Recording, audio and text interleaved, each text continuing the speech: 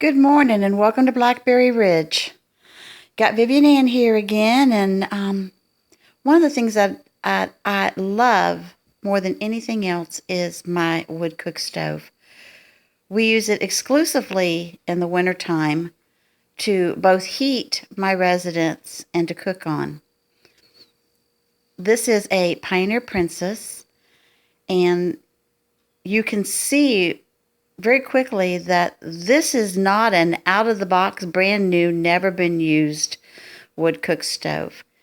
This is one that I have been using now for about 3 years. Like I said, I use it basically in the wintertime because it gets way too hot in the house to use it in the summertime. I have a regular propane gas, modern gas stove that I use in the summertime. We will be in the future starting our summer kitchen, and that has a 100-year-old wood cook stove in it. But for now, I'm using the propane.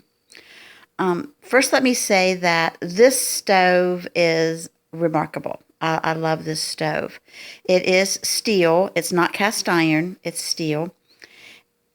It has a steel top on it, which I'll discuss in just a moment. Here, and I'm going to get a little closer here, see if y'all can see.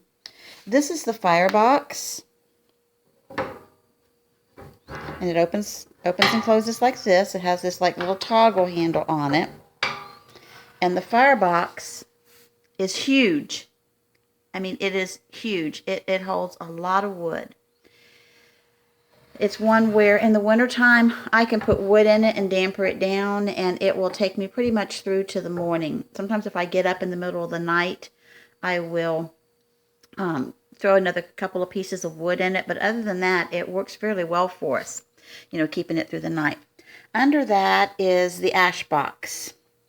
And remember, people, this is not a brand new stove. This is one that has been used for 3 years now.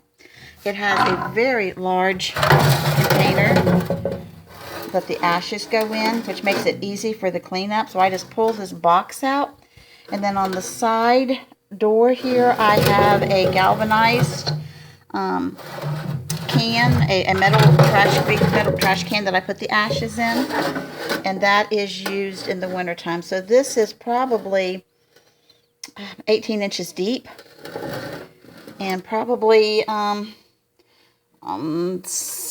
inches this way, about 8 inches this way, and about 18 inches long.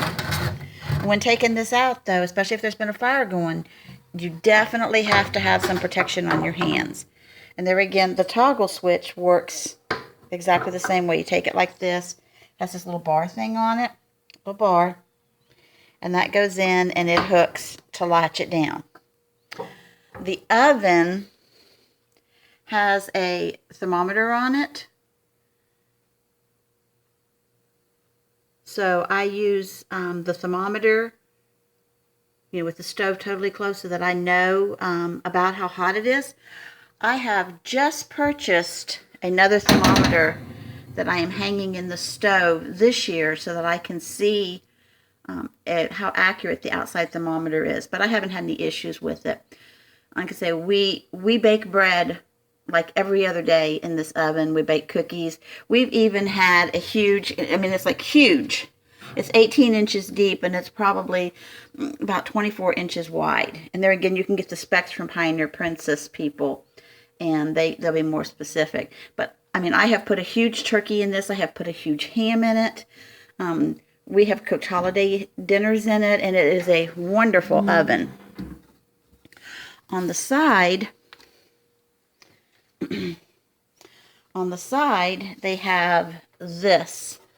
And you turn it down. If you want to damper it down, you turn it to, there's an L. I don't know if you can see it right there. There's an L.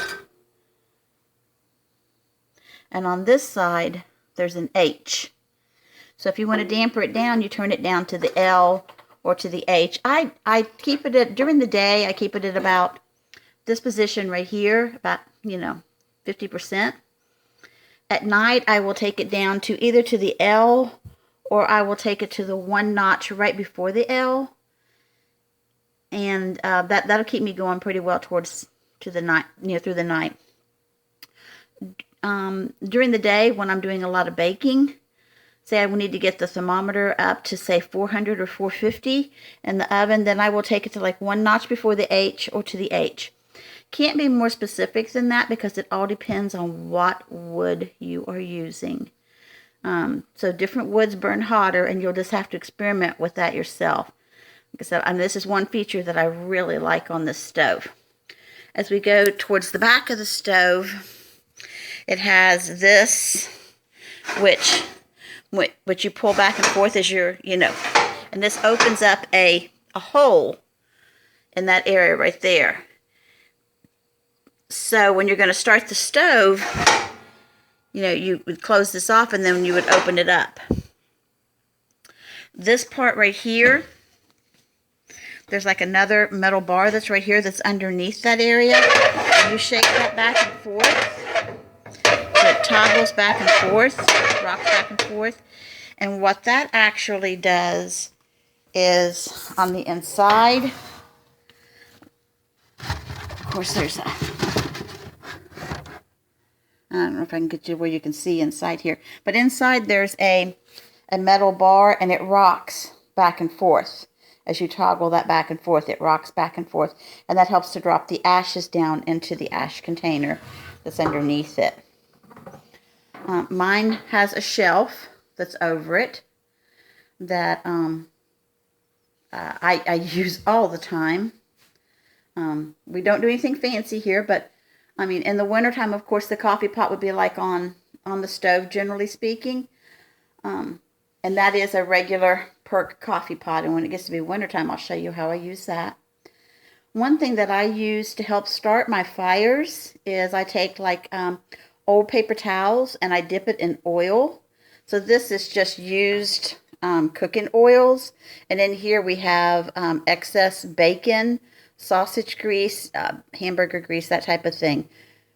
So that's, and what we do is we just get the paper towels oily, and then I put those in, or put it on newspaper or some cardboard. And talk about getting a fire started quickly, and a nice hot fire quickly. That'll do the trick for you. Something else that we bought, and we did purchase the stove from Lehmans, Lehmans, Lehmans, and they are out of Ohio. And they're great people to work with. And they do a lot of stuff that's non-electric. We also purchased this fan here. And what this does is that when the stove reaches, and I believe it's 150 degrees, so we would start the fan like over the firebox.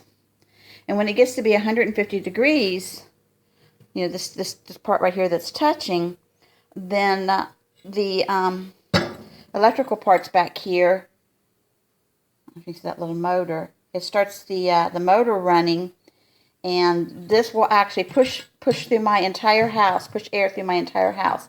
So I will start with it over the firebox, and then it'll start vibrating, and so then I will move it over to the cooler part of the stove. For those of you who don't know, this is your hot part of the stove, medium hot, medium, and you can feel. You just put your hand over where you think you want to put your pot, and you feel how hot it is, and you can feel where you're hot, medium, and low. Your low spot is on this side, and this is where we keep our eternity soup going in the wintertime, and that's a recipe that I think you all are going to really love that we'll go into this winter.